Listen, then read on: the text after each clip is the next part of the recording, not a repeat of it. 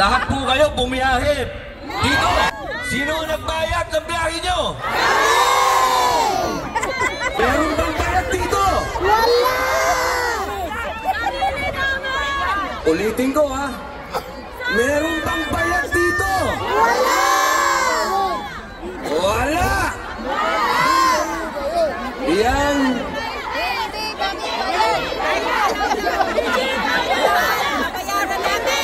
May pera kami! May pera kami! May pera kami! May pera kami! Ang sarap madinig mo na. Merong mapera kami.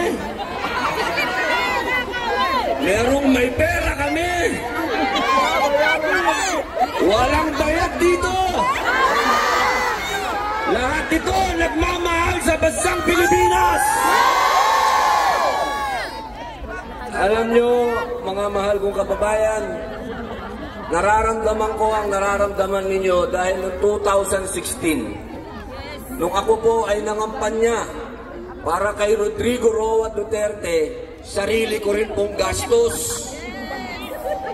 Ako po ay umikot dito, hindi lang po sa Europa, hanggang sa Middle East, Southeast Asia. Nangampanya po ako, sarili kong pamasahe, sarili kong hotel. At nung nakaupo na po si Mayor, hindi po ako humingi ng posisyon. Wala po akong hininging kapalit. Ang ibinigay po sa akin ni Mayor ay pangalawang pagkakataon. Binigyan niya ako ng absolute pardon. Pangalawang buhay. Kaya nandito po ako. Si Paduano lang ang bayan! Nakalulungkot mang sabihin. Pero marami po sa mga kaibigan namin ni Mayor, kakilala na lang. Napakabilis pong makalimot.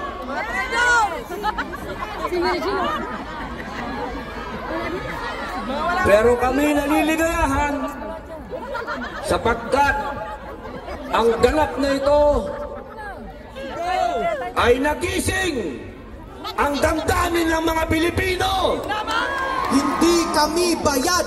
Hindi kami bayad! Hindi kami bayad! Hindi kami bayad! Hindi kami bayad! May pera kami! Hindi kami bayad! May pera kami! Hindi kami bayad! May pera kami!